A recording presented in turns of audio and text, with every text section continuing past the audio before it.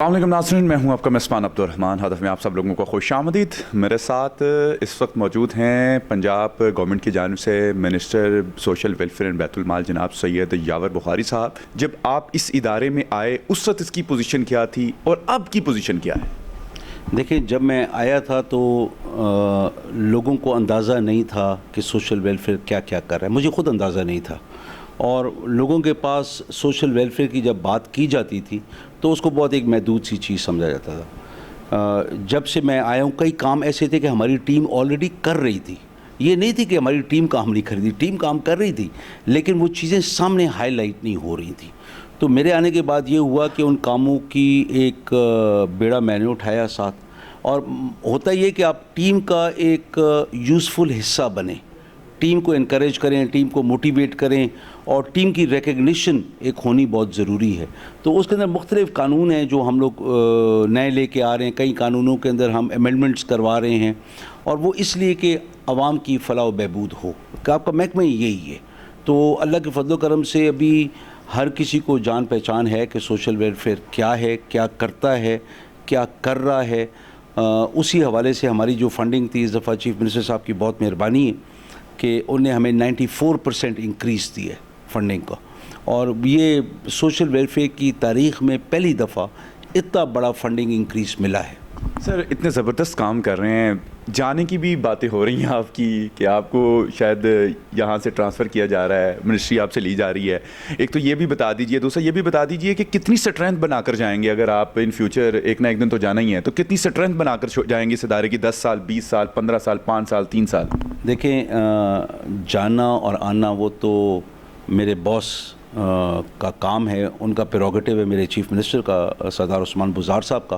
وہ جب چاہیں گے تو ہٹا کے کہیں بھی لگا دیں یا نہ بھی لگائیں، یہ ان کی مرضی ہے۔ اس کے اوپر مجھے ناراض ہونے کی ضرورت نہیں ہے، کیونکہ یہ ان کی ٹیم ہے، ٹیم میں وہ جس کو جس جگہ پہ کھلانا چاہے وہ کھلائیں گے، اور یہ پیورلی ان کا پریروگیٹو ہے بڑا، اور اللہ پاک جب چاہے گا جیسے چاہے گا ہوگا۔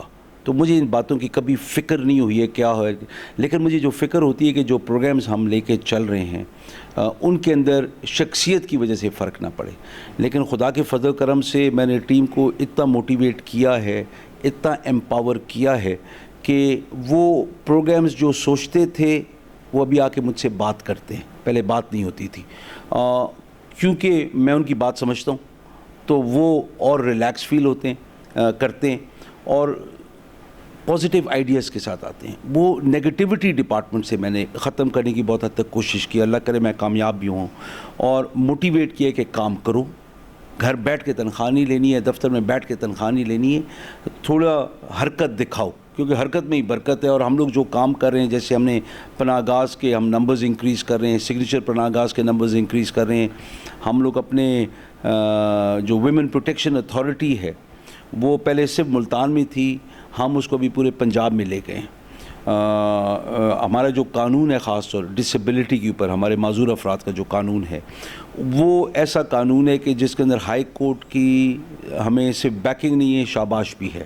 تو اسی طریقے سے باقی ہمارے پروجیکٹس ہیں، جیسے ہمارا ریہیب سینٹر ہے نشے من لاہور کے اندر، اس کو ہم ایک انٹرنیشنل سٹینڈرڈ کا انسٹیٹیوٹ بنانے جا رہے ہیں، ان پارٹنرشپ ایک NGO کے ساتھ مل کے ہم کر رہے ہیں۔ اور دنیا میں کوئی بھی بیٹھ کے جب ریہیب سینٹرز کے لیے بٹن دبائے گا گوگل پہ، انشاءاللہ تعالی یہ نشے من لاہور کا نام آئے گا، اور اس کو ہم انشاءاللہ تعالی ISO سرٹیفیکیشن بھی کروا رہے ہیں تاکہ ایک شفافیت ہو، تاکہ کوئی پیسہ جو بھی دیتا ہے اس کو ایگزیکٹلی پتہ ہو یہ پیسہ کہاں پہ خرچ ہوا ہے، ہوا بھی ہے کہ نہیں ہوا ہے۔ تو وہ ایک accountability, sense of responsibility and sense of pride, یہ ہمارے اسٹاف میں انشاءاللہ۔ حکومتی ایوانوں تک پہنچنا بڑا مشکل کام ہے، تو آپ کے ادارے میں یا آپ کی موجودگی میں کتنا ایزی ہے عام لوگوں کا آپ تک پہنچنا؟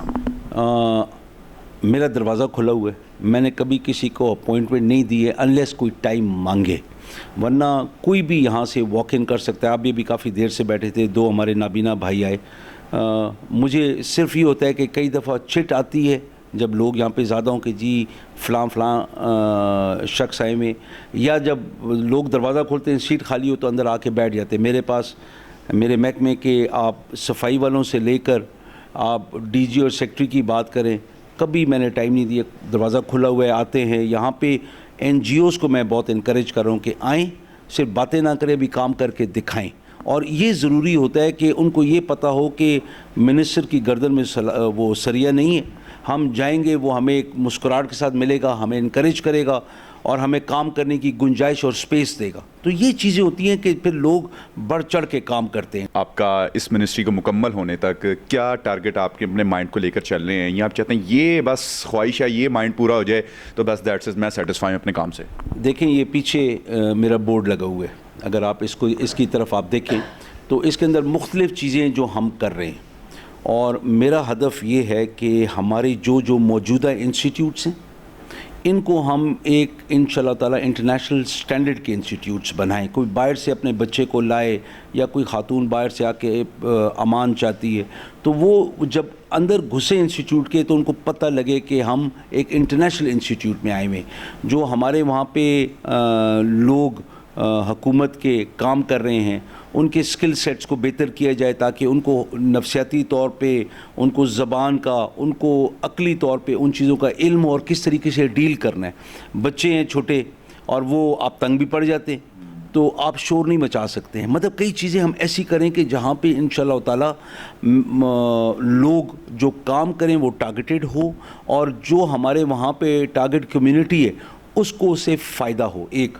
نمبر 2, ہم ان کو فائنینشیل سسٹینیبلٹی کی طرف لے کے جا رہے ہیں. ہم عورتوں کے لیے جو ہمارے صنعت زار ہیں ان کو ہم انشاءاللہ ایک برانڈ بنانے جا رہے ہیں, جہاں پہ جیسے آپ مختلف باقی برانڈز دیکھتے ہیں کپڑوں کے, مختلف چیزوں کے, تو صنعت زاروں کو برانڈ بنانے جا رہے ہیں جہاں پہ ٹرو ویمن ایمپاورمنٹ ہوگی, ان کی جیبوں میں پیسہ زیادہ جائے گا.